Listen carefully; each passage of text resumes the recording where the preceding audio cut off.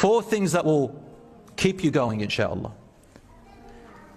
1, whether good or bad, Allah has a plan for me.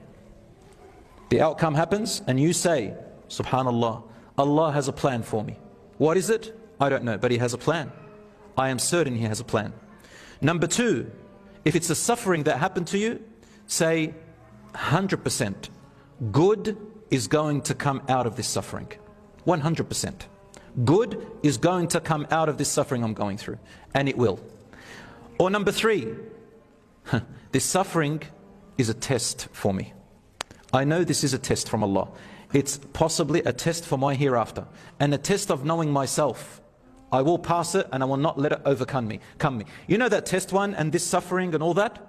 The shaitan will come to you right at the point of your lowest point. They will come to you right at the point where the outcome happens. Sometimes you might think, oh, I expected more of an outcome. It didn't happen that way. The shaitan comes to you and says, I've got him.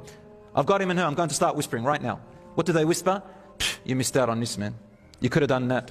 You're a failure. You had this opportunity. Your friend does it. You missed out. What are you doing? You're a failure. I told you you're a failure. You would have been whispering like that. Or if you failed, says, I told you you're not good. You sat there relying on Allah, making all your dua and everything, and you did everything that it needs and you still failed. You're a loser. Why do you even rely on God? There's no such thing as God. The shaitan will get you right there, brothers and sisters, right there. Sometimes the shaitan will come to you and say, pray more, pray more. Pray more, pray more, pray more, pray more. As soon as you think you failed in something, he'll say, see, I told you. You prayed all those prayers, all these sheikhs are telling you something, you failed still. Leave prayer. Right there is where the shaitan uses vulnerability. But guess what, brothers and sisters? The shaitan has no power over you. The Quran says this, that on the Day of Judgment, Allah subhanahu wa ta'ala says, قَالَ قَرِينُهُ رَبَّنَا مَا أَطْغَيْتُهُ وَلَكِنْ كَانَ فِي ضَلَالٍ بَعِيدٍ. His own or her own shaitan that is born with him, the qareen, will say on the Day of Judgment, oh my Lord, I did not make them go astray, but he or she was too far. They already thought bad about themselves. They were too far away. They were diving way far away. I just whispered and they listened. In another verse, the shaitan says, Iblis himself stands in hellfire and makes a khutbah, a sermon, and says to everybody in hellfire, hey everyone, let's make a deal right now. I know you're all going to blame me. Let's just agree. I don't blame you. You don't blame me. Every man to himself. I just called you and you listened. So don't hold anything against me, man. I had no power over you.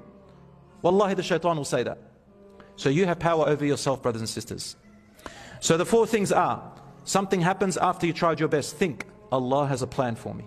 Number 2, good is going to come out of this suffering. Number 3, this is also a test for my hereafter. I will pass. Number 4, it is a learning opportunity from the mistakes and decisions that I made. Is that a bad thing? Is it a bad thing that if you learn from your bad decisions? Is that a bad thing or a good thing? Can you imagine everybody making perfect decisions? Is that possible? That's impossible. You're not meant to. So Allah subhanahu wa ta'ala makes us deliberately fail. Why? So we can learn.